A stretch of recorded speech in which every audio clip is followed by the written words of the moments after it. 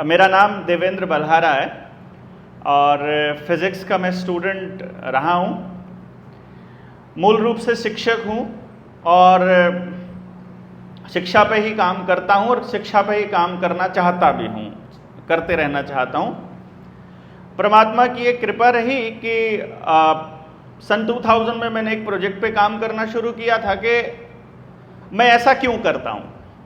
मैं बहुत शरारती किस्म का बच्चा रहा हूँ अपने स्कूल टाइम पे, कॉलेज टाइम पे, और एक तरह से मैं सवाल पूछने वाला बच्चा रहा हूँ जो टीचर से असल में आंख डाल के पूछ लेता था, और जिसकी वजह से मुझे दिन में कम से कम 4 बार एक लाइन सुनने को मिलती थी, get out of the class. तो मैं आमतौर पे मेरा जो जीवन है वो get out of the class में ही बीता है। और जिस किस्म के हम लोग यहाँ पर बैठे हैं, मुझे लगता है कि हम ज़्यादातर लोग वही हैं, मतलब हम ज़्यादातर लोग, उन्हीं को समझ में आएगा ये कहानी। जैसे संदीप भाई कह रहे थे, या तो हम चुप हो जाएंगे, वो इरिटेशन हमारे अंदर रहेगी अगर हम थोड़ी रिस्पेक्ट ज़्यादा कर लेंगे, पिताजी की बात ज़्यादा मान लेंगे कि गुरु भगवान का रूप होता है, पर यदि हम अंदर की बात सुनेंगे कि यार है तो इंसान ही, गलती तो कर ही सकता है, पूछने में क्या दिक्कत है, उस टाइम पे फिर आपको बाहर ही बैठना पड़ेगा। तो या तो फ्रस्ट्रेशन अपने अंदर रखिए या सामने वाले को पास ऑन कर दीजिए। हम सब लोग वही हैं, वही समझ सकते हैं इस व्यवस्था के पूरे खेल को। और एक चीज पे काम किया था कि मैं क्यों पिटना नहीं चाहता हूं, डांट खाना नहीं चाहता हूं, पढ़ना चाहता हूं, समाज में अपना एक स्थान चाहता हूं, पर फिर भी खा रहा हूं। क्या कारण है भाई? कोई ना कुछ तो रीजन होगा कि एक बच्चा जो अपने माँ बाप की नजरों में बढ़िया बंदा रहना चाहता है लेकिन फिर भी वो बुरा बना हुआ है, वो समाज में एक बेहतर स्थान चाहता है लेकिन उसे अपने समाज में स्थान ही नहीं मिल रहा है। सो इसके सवाल के जवाब ढूंढते ढूंढते बहुत सारे लोगों को पढ़ा, फिर देखा, फिर प्रैक्टिकल किया और 2009 में एक अपना एक सिस्टम तैयार किया जिसकी मदद से हम, और फिर 2013 में मैंने उसको प्रोफेशनली इस्तेमाल किया कि हम 3 साल की उम्र से लेकर किसी भी बच्चे के बारे में ये पता लगा सकते हैं कि इस बच्चे का दिमाग परमात्मा ने कैसा दिया है, किस तरह के काम करने के लिए दिया है। ये बगावती है तो क्यों है, ये आज्ञाकारी है तो क्यों है, ये बोलता ज़्यादा है तो क्यों बोलता है, बोलता नहीं है तो क्यों नहीं बोलता है, दौड़ता ज़्यादा क्यों है, खाता ज़्यादा क्यों है, कम क्यों करता है, एवरीथिंग फॉर मतलब रीजंस फॉर एवरीथिंग। और फिर इसको एजुकेशन में इस्तेमाल किया, लोगों को बताया कि परमात्मा ने हर बच्चे को यूनिक पैदा किया है और उस यूनिकनेस को फाइंड आउट करना समाज के लोगों का काम है, बड़ी पीढ़ी का काम है, उसके शिक्षकों का हो, उसके माँ बाप का हो, स्कूल का हो, पॉलिटिक्स का हो, जिसका मर्जी हो, बट उस बच्चे का नहीं है। उस बच्चे का काम है सीखना और उसको सिखाने का काम है समाज का, और व्यवस्था बनाने का काम समाज का है। पर समाज कहीं भाग गया और सरकार के जिम्मे काम लगा दिया, और सरकार क्योंकि पूंजीवाद के भरोसे चलती है, सरकार क्योंकि बाजार के सहारे चलती है, तो बाजार ने जैसी औलाद बनाने की कोशिश जो उनको चाहिए थी वैसे एक करिकुलम तैयार किया, और समाज की उस निष्क्रियता ने एजुकेशन सिस्टम ऐसा बना दिया कि अब जो बात सत्यप्रकाश जी बोल रहे थे कि अब हम राक्षस बनने की दिशा में काम करने लग गए। चाहे मास्टर जी हो, वो भी कह रहा था कि 10वीं के पेपर नहीं दे पाओगे अगर वैक्सीन का सर्टिफिकेट नहीं दिखाओगे, और डॉक्टर तो कह ही रहा था, फिर डीसी भी यही कर रहा था, तहसीलदार भी यही कर रहा था, पुलिस वाला भी यही कर रहा था। और जब किसी को लॉजिकल बात समझाने लगो तो एक लाइन बोल देते हैं, हम तो नौकर हैं जी, हमको तो नौकरी करनी है, ऊपर से आदेश है। ऊपर पता नहीं कौन है, वो ऊपर कौन है, इसको अभी अभी संदीप भाई ने बहुत क्लियरली बताने की कोशिश की है। लेकिन यदि हम वाकई व्यवस्था परिवर्तन करना चाहते हैं, इस कोरोना के दौर में, कोरोना आने से पहले 2019 में चिल्लाने लगे थे हम कि लॉकडाउन आएगा, एक बीमारी आएगी, एक वैक्सीन आएगी, उससे अपने देश को, अपने बच्चों को बचाना, अगली पूरी पीढ़ी को, पर नहीं समझ में आया। जैसे खेतों में यूरिया डालने के वक्त लोगों ने समझाया होगा किसी ना किसी ने तो जरूर कि मत डालना, मत अपनी खेती को नेचुरल तरीके से कर रहे जो खेती उसको मत खराब करना।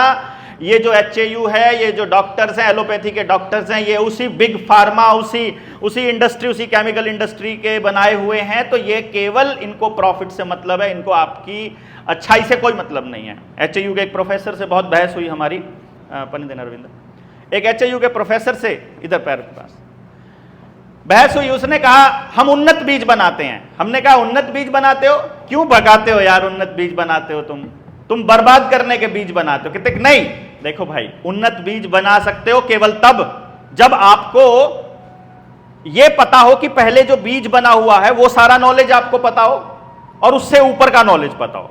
पहले वाला बीज किसने बनाया, ओरिजिनल बीज? बोला जी परमात्मा प्रकृति ने।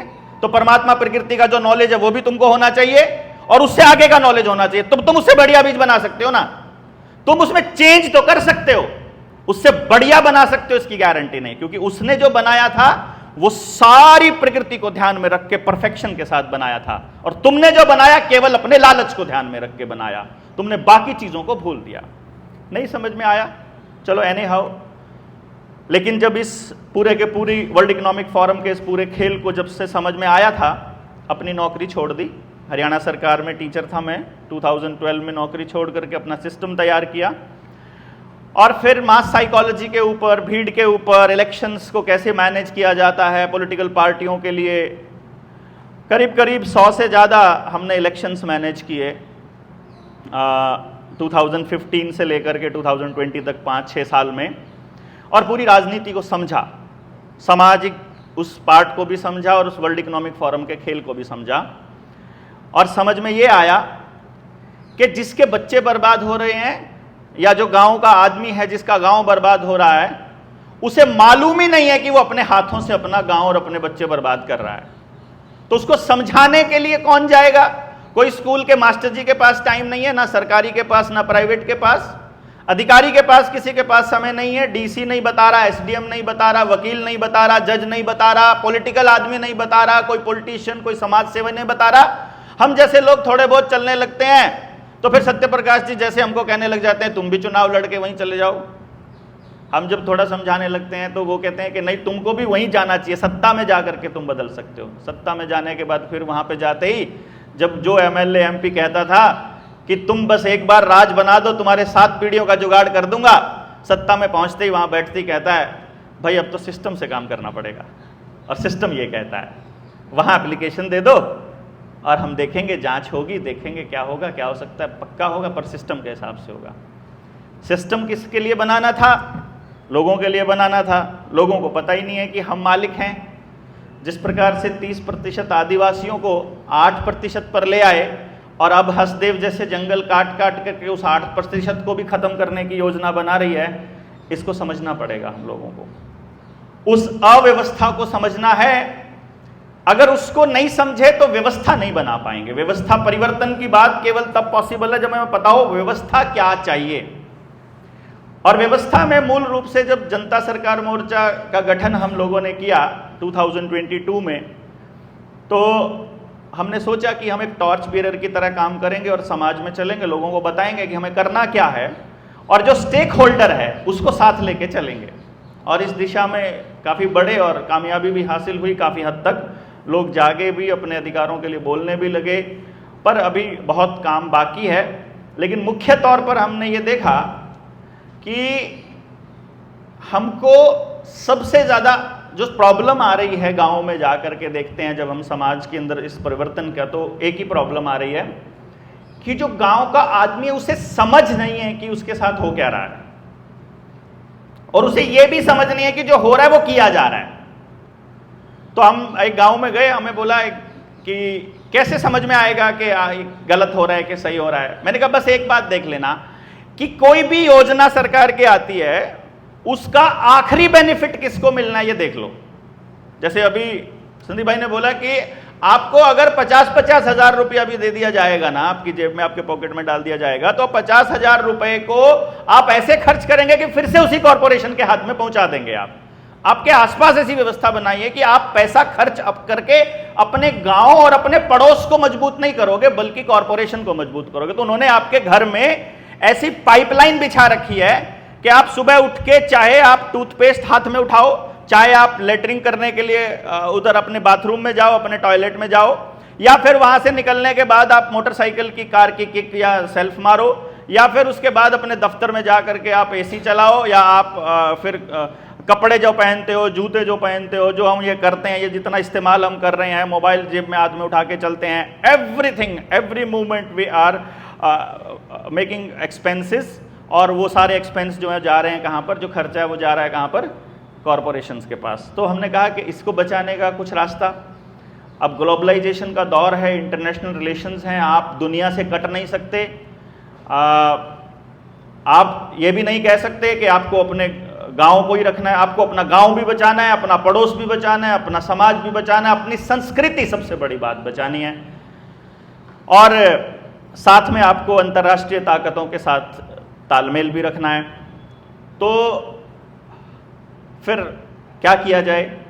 तो क्या हम ऐसा नहीं कर सकते कि सबसे पहले तो जितने लोग हम बैठे हैं, हम लोग ये तय करें कि जो भी हम आज यहाँ से आज और कल तक फाइनली इसको हम फाइनल अमली जामा जब पहना है या किसी निर्णय पर पहुंचे, तो अपना रोल तय कर लें कम से कम कि भाई, और रोल भी वो उस तरीके का हो जो हमें पसंद हो, जिसको करके मुझे मजा आता हो कि मैं ये रोल अदा करना चाहता हूं। और समाज में जैसे आपको लगता है कि पॉलिटिकल व्यवस्था बननी चाहिए, किसी को लगता है कि नई शिक्षा पे काम होना चाहिए, किसी को लगता है नई खेती पे काम होना चाहिए, बट हम समझते हैं काम ऐसे होना चाहिए कि एक तो जल, जंगल, जमीन और जानवर, ये 4 चीजों का फैसला लेने का अधिकार लोकल लोगों का होना चाहिए। इस पे हमने प्रैक्टिकल किया। कोर्ट के आदेश थे, 2-3 गांवों का केस है हमारे भिवानी के इलाके में, वहां आदेश आया था कि इन 20 घरों को तोड़ दिया जाए, और ये क्योंकि नाजायज कब्जे के बने हुए हैं, और अभी लालडोरा में ये निर्णय आया है, और अब इनको तोड़ करके इनको कहीं और विस्थापित किया जाए। हम वहां पहुंचे, जनता सरकार मोर्चा की टीम वहां पहुंची, हमने गांव को इकट्ठा किया, गांव को बोला कि नहीं, ग्राम सभा की मीटिंग करते हैं। ग्राम सभा की मीटिंग के अंदर 90% लोगों के दस्तखत करवाए और वहां पे आदेश पारित किया कि ग्राम सभा ने यह निर्णय लिया है कि ये लोग जहां रह रहे हैं, इनके पुरखों के टाइम से ये इनके मकान पर यहाँ पर कब्जा है, तो जहां पर रह रहे हैं प्राकृतिक नियम ये कहता है कि इनका कब्जा इन्हीं पर रहेगा और ये कहीं विस्थापित नहीं होंगे, और वो विस्थापित नहीं हुए, वो वहीं के वहीं रह रहे हैं।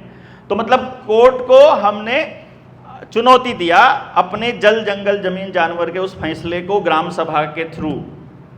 दूसरा, शिक्षा, स्वास्थ्य, न्याय, राजनीति और खेती, इन 5 चीजों में से पूंजीवाद को निकाल करके कैसे बाहर किया जाए और अपने लोकल लोगों को कैसे मजबूत किया जाए, इसके ऊपर हम लोग क्या कर सकते हैं, ये एक बहुत बड़ा निर्णय है जो मैं समझता हूं यहाँ पर अगर हम लोग निर्णय ले पाए, मान लीजिए राजनीति भी हम करते हैं, अगर पूंजी के हिसाब से राजनीति करते हैं, मैं आपको राजनीति के लिए अलग से भी हम बैठ जाएंगे। गुप्ता जी थे, सुबह बोल रहे थे, हैं क्या, चले गए? मनीष गुप्ता जी, हाँ पीछे बैठे हैं। मैं 2016 में हमने एक प्रोजेक्ट पे काम करना शुरू किया था।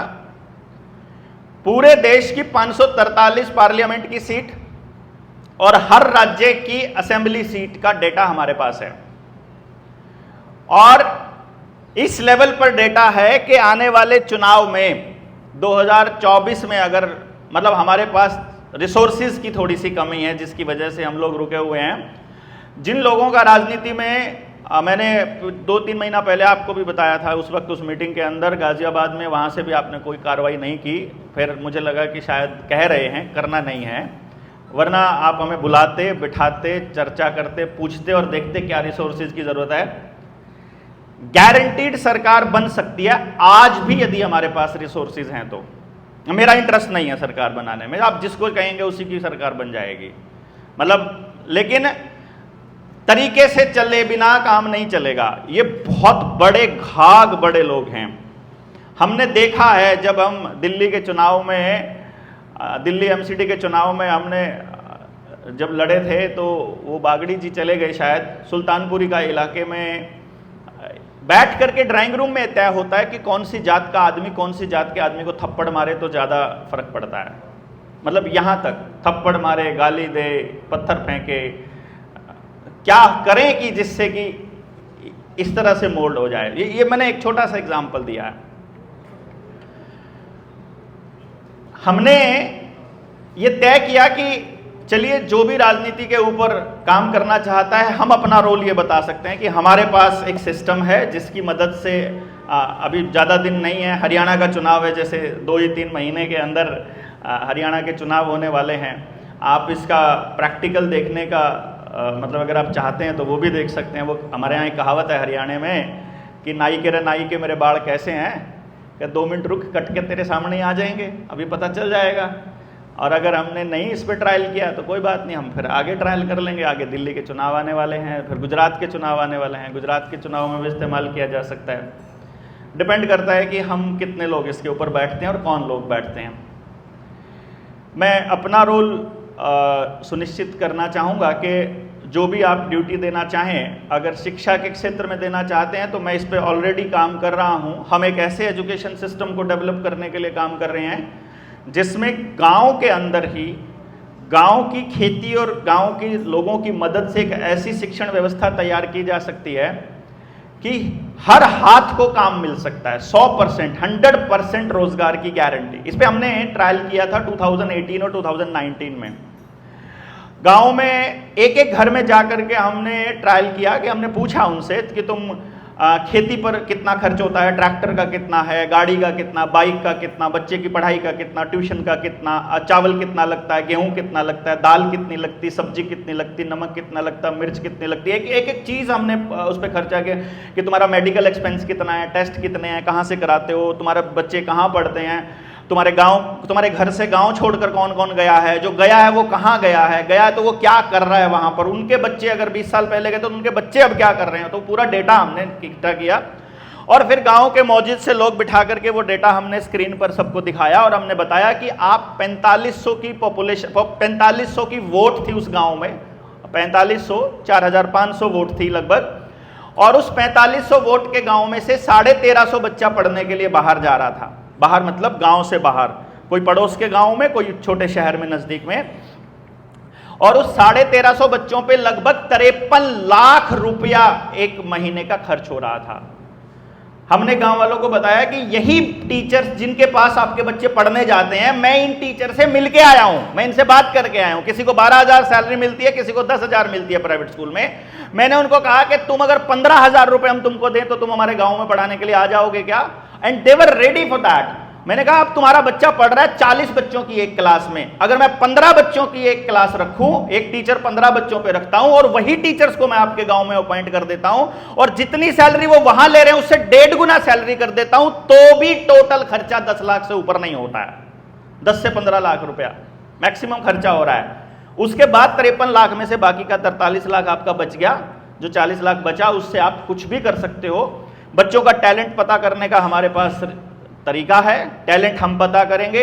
फिर तुम्हें साइंटिस्ट बनाने हैं कि आर्टिस्ट बनाने हैं कि म्यूजिशियन बनाने हैं कि प्लेयर बनाना है कि लेखक बनाना है, स्टोरी टेलर बनाना है, साहित्यकार बनाना है, कवि बनाना है, क्या बनाना है डिसाइड करो, क्योंकि बच्चा खुद तय करेगा मुझे क्या करना है। तुमको मेटलर्जी पे काम करना है, उसको साइंस पे, उसको केमिस्ट्री पे करना है, फिजिक्स पे करना है, शिल्पकला पे करना है, हस्तकला पे करना है, संस्कृत पे करना है, जो करना है करे वो। उसके बाद और उसके गाँव की खेती पे हमने हिसाब लगाया था कि तुम लोग क्या कर रहे हो, कितनी बड़ी गलती कर रहे हो यार। तुम्हारे जीवन की जरूरत की हर चीज जमीन से आती है, जितनी फैक्ट्रियां हैं सारी की सारी जमीन से चलती हैं। कपड़ा उद्योग कहां से चलता है? कपास से चलता है, कपास जमीन से निकलती है, जूता जमीन से निकलता है, आपका जितना सामान है, लोहा है, सोना है, जितना और तांबा जो भी है वो सब जमीन से ही तो निकलता है। तो हमने कहा कि तुम सिर्फ दो फसल अपनी, एक खरीफ की एक रबी की तुम बाजार में बेचने के लिए जाते हो और फिर सारी की सारी फसलें तुम खरीद करके लाते हो बाहर से। जबकि तुम अगर इतना तय करो कि पूरे गांव की जरूरत की जमीन पे, इस जमीन पे हम इतना खेती करें, तो भी हमारे पास गांव के रेवेन्यू का बहुत बड़ा हिस्से की वो बच जाएगी और हम जितना आप आज कमा रहे हो उससे कई गुना ज्यादा कमा सकते हो। विडंबना ये है कि उस गांव के आदमी को जब समझ में आया कि हैं ये हो रहा है, मेरे साथ हो रहा है। 2 भाई हैं, सगे भाई। छोटा भाई ने गोभी लगा रखी है खेत के अंदर, वो बाजार में बेच के आता है 5 रुपए किलो। उसी का बड़ा भाई जिसकी उसके साथ बनती नहीं है, वो बाजार से शाम को खरीद के लाता उसी गोभी को 15 रुपए किलो। मतलब वो उसको आ रहा है, आमदनी हो रहा है कम, खर्चा हो रहा है उसका ज्यादा, और हर घर का हो रहा है, यही सब कुछ हो रहा है। और फिर इसके ऊपर जब पूरी अर्थव्यवस्था को जब गांव के साथ बैठ के डिस्कशन किया, इट वॉज रियली रेवोल्यूशनरी। मैंने देखा था 350 बच्चों की हमने काउंसलिंग की थी। उस वक्त सरकारी स्कूल से शुरुआत की थी, 2019 की बात मैं बता रहा हूं। और मैंने उन लोगों को एक ही प्रॉमिस किया था, लिया था उनसे कि देखो हम तुम्हारे बच्चे के लिए स्कूल में करने वाले हैं। और हम नहीं कर रहे थे, असल में मैंने गांव के ही बच्चों को तैयार किया था, गांव के यूथ को तैयार किया कि आओ वॉलंटियरली तुम्हारे गांव के लिए काम करते हैं। उस यूथ ने ट्रेनिंग लिया, ट्रेनिंग लेके अपने गांव के बच्चों की काउंसलिंग स्टार्ट की, पेरेंट्स की। 350 बच्चों के पेरेंट्स को हमने बिठा करके बताया कि देखो तुम्हारे बच्चे का दिमाग ऐसा है, ये करने के लिए बना है, हमें गांव में के स्कूल में ये अरेंजमेंट करना पड़ेगा, हम ये कर लेंगे, तुम बदले में क्या करोगे। बदले में हम क्या कर सकते हैं? बदले में तुमको अपना कुछ ना कुछ स्कूल को देना या गांव को देना पड़ेगा। तो तुम दिहाड़ी करते हो तो दिहाड़ी दे दो, तुम बिजली का काम करते हो तो स्कूल में बिजली का काम सिखाने की क्लासेस लगाया करेंगे, वो सिखाया करना। तुम कोई सुनार का काम करते हो तो तुम हमारे बच्चों को ये मतलब सोने का काम सिखाना है तुमने स्कूल में आकर के, हम कुछ बच्चों को तैयार करेंगे साइंस इस तरह की उस चीज़ों के लिए। और आप यकीन मानिए 350 बच्चों के माँ बाप ने अपनी अपनी 40-43 दिहाड़ियाँ अपनी लिखवा दी। 14,000 दिहाड़ी हमारे पास ऑन रिकॉर्ड आ गई और हमने उसका प्रैक्टिकल करके देखा क्या ये मतलब ट्रायल है या मतलब ये एक्चुअली हो सकता है कि नहीं। एक दीवार बनानी थी हमने गांव के उसी स्कूल की जो कि पिछले 5 साल से लटकी पड़ी हुई थी। हमने एक कॉल दिया पूरे गांव को कि भाई हमें दीवार बनानी है और हमारे पास पैसा नहीं है, सरकार पैसा दे नहीं रही है और गांव की मदद से बनेगी। जिसके घर चिनाई लगी हुई है कोई सीमेंट दे, कोई ईंट दे, कोई ट्रैक्टर दे, कोई दिहाड़ी दे, जिसके पास जिसने दिहाड़ी लिखवाई है आप आ जाइए और हम काम करते हैं। जिसके लिए मिस्त्रियों ने एस्टिमेट दिया था कि ये दीवार 5 या 6 दिन का काम है, 1 हफ्ता लगेगा। वो दीवार सुबह 7 बजे शुरू हुई थी और दोपहर के 2 बजे तक तैयार थी और हमारे पास 9 लाख रुपया इकट्ठा होकर बचा हुआ था। सारा काम होने के बाद 1 रुपया हमारा खर्च नहीं हुआ। तो अब हमने गांव वालों को ये प्रैक्टिकल दिखाया था कि देखो यार तुम्हारे अगर तुम साथ आते हो तो कुछ भी असंभव नहीं है, बशर्ते कि हमें सिस्टमेटिकली काम करना आता हो। और वो एक्सपेरिमेंट के बाद हम गांव के सेकंड लेवल में जब एंट्री किया तो वो थी 2 मार्च 2020 और अनफॉर्चुनेटली फिर 22 मार्च को लॉकडाउन लग गया 2020 में। ये ड्रामा चालू हुआ, फिर इस ड्रामे से लड़ने पे लग गए, फिर मास्क वाले मसले पर जेल चले गए, फिर जेल जैसे आने के बाद फिर हमने मोर्चा बनाया और फिर इस न्यू वर्ल्ड ऑर्डर के खिलाफ लड़ाई को बुलंद किया। और अब ये लड़ाई यहाँ तक पहुँची है कि आप जैसे योद्धाओं से मुलाकात करने का मौका मिला है जो अपनी ज़िंदगी में 30-30, 40-40 साल की लड़ाई लड़ते आ रहे हैं। तो आपके तजुर्बे से और युवाओं के साहस और हिम्मत से मैं ये उम्मीद करूँगा कि आप हमको बताएं कि वो समाज कैसे स्थापित करें जो हम भारत का समाज कह सकें। हमारे पास कुछ दस्तावेज हैं। संदीप भाई अगर आदिवासियों से मिलने गए हैं तो आदिवासियों का जो 6 शेड्यूल का जो पूरा प्रोग्राम है वो पता होगा आप लोगों को। AC केसरी सिंह, कुंवर केसरी सिंह वाला कॉन्सेप्ट भी अगर आपको मालूम हो तो हम लोग अगर अपने गांव कबीले की मर्यादा और परंपरा को मानते हैं, अगर हम गांव की पंचायती सिस्टम को मानते हैं और अपने गांव में ही रहते हैं और सरकार से कोई भी सुविधा नहीं लेते हैं तो हम लोग ही भारत सरकार हैं। इसीलिए हमने जनता सरकार मोर्चा का जो लाइन है, स्लोगन लाइन ही हमारी ये है कि भारत की हुंकार है और जनता ही सरकार है। तो भारत सरकार हम ही हैं असल में। और चपड़ासी से लेकर के राष्ट्रपति तक ये OIGS हैं। OIGS on India government service, ये इंडिया गवर्नमेंट की सर्विस पर हैं और इंडिया गवर्नमेंट हम हैं। जो वोट नहीं डालता वो इंडिया गवर्नमेंट है, जो वोट डाल रहा है वो शरणार्थी है, वो इस देश के अंदर शरणार्थी की भूमिका में है। जिसके पास आधार कार्ड है, वोटर कार्ड है, जो ड्राइविंग लाइसेंस जो इनके लीगल सिस्टम के अंदर घुसा हुआ है वो एक्चुअली अभी आपने अगर CAG को पढ़ा हो, अगर आपने CA और NRC को अगर आपने पढ़ा हो तो वहाँ जो नागरिकता का जो प्रमाण है वो यही है कि जो इस लीगल सिस्टम के अंदर है वो यहाँ का शरणार्थी है। यहाँ का नागरिक वही है जिनके दादा, परदादा, दादा, बाप और बेटा वहीं रह रहा है जहाँ से चलता आ रहा है और वहीं के डॉक्यूमेंट है। जिसका एक भी डॉक्यूमेंट बदला हुआ है वो यहाँ पर रिफ्यूजी है, एक्चुअली रिफ्यूजी है। तो हम रिफ्यूजी बनकर रहना चाहते हैं या इस देश के नागरिक बनकर रहना चाहते हैं? अंग्रेज़ों के बनाया हुआ कॉन्सेप्ट जो कि शहर है इसको बढ़ावा देना चाहते हैं या हमारी मूल परंपरा गाँव को बढ़ावा देना चाहते हैं? हम लोग अगर देखा जाए तो जैसे थोड़ा टाइम पहले अभी मेरे को आज सुबह की बात है, एक शब्द मुझे सुनने को मिला था कि शहर को ध्यान में रख करके हम अर्थव्यवस्था की परिकल्पना करते हैं या गांव को ध्यान में रख के परिकल्पना करते हैं। असल में अगर देखा जाए तो गांव जो है वो भारत सरकार है। वो गांव जिस गांव के पास अपना जल, जंगल, जमीन और जानवर है। और ये लड़ाई केवल और केवल राजनीतिक नहीं है। अगर अंदर जाओगे तो विवेकानंद जी बैठे हुए हैं, किसानों के बीच रहते हैं। पूरे भारत में किसी भी किसान के पास, मैं 99.9% की बात कर रहा हूं पूरे गांव का, अगर हमें आंकड़ा ले तो किसी भी किसान के पास ओरिजिनल बीज नहीं बचा हुआ है, देसी बीज जिसे हम कहते हैं। सब बाजार के ऊपर निर्भर है। बाजार अगर बीमार बीज दे दे तो बीमार फसल होगी, बीमार फसल खा के बीमार औलाद होगी, बांझ बीज देगी तो बांझ, जैसा भी बीज मिले वो हमको लेना पड़ता है। कोई भी डंगर हमारा, गाय हो, भैंस हो, बकरी हो, भेड़ हो, घोड़ा हो, कुत्ता हो, कोई भी नेचुरल तरीके से गर्भाधान नहीं हो रहा है, हमको कृत्रिम गर्भाधान करवाना पड़ रहा है, खासतौर पे पालतू जितने भी पशु हम लोग घरों में रखते हैं। तो बीज हमारे पास डंगरों का भी नहीं बचा है। और मैं आंकड़ा बताऊंगा तो आप हैरान हो जाएंगे, भारत सरकार का एक आंकड़ा आया था जिसमें यह कहा था कि 2025 तक भारत के 70% यूथ नपुंसक हो चुके होंगे। और मैं अपने करनाल का आंकड़ा बता रहा हूं, 2023 में करनाल में 1,38,000 बच्चे IVF से पैदा हुए हैं, अकेले करनाल का आंकड़ा है। यानी ये बीज बचाने की लड़ाई है। अगर मैं इसको लड़ाई को अगर कहूं, अगर हम लोग इसको समझें तो खेत का, डंगरों का, इंसान का पूरा बीज सर्वनाश पर है। और एक लाइन जो हमेशा से सुनता आया हूं मैं कि भारत कृषि प्रधान देश है, इससे हमको थोड़ा सा निकलना पड़ेगा। भारत कृषि प्रधान देश नहीं रहा, कभी भी नहीं रहा। भारत उत्पादन प्रधान देश रहा है, और इतना उत्पादन प्रधान देश रहा है कि अगर आंकड़ा उस दौर का लगाया जाए जब लूट चरम पर थी, तो 1860 में भी पूरी दुनिया के एक्सपोर्ट का 48% अकेला भारत करता होता था। पूरी दुनिया की GDP का अकेला 26% तक की GDP हमारी हुआ करती थी। यानी कि हमारे पास, हम दुनिया की वैसे ही सबसे बड़ी इकॉनमी हुआ करते थे। हमारा वेल्थ डिस्ट्रीब्यूशन तब हर घर तक था, और अब वेल्थ डिस्ट्रीब्यूशन 3-4 पोल्स तक आ गया है। वो घराने गिरे तो पूरा भारत गिरने में टाइम नहीं लगेगा। इस डिस्ट्रीब्यूशन को रीडिस्ट्रीब्यूट कैसे किया जाए, जल जंगल जमीन जानवर को कैसे बचाया जाए, लोगों को कर्जे से मुक्त कैसे करवाया जाए, इस नई व्यवस्था को कैसे बनाया जाए, ये हमको विचार करना है और अपना रोल तय करना है।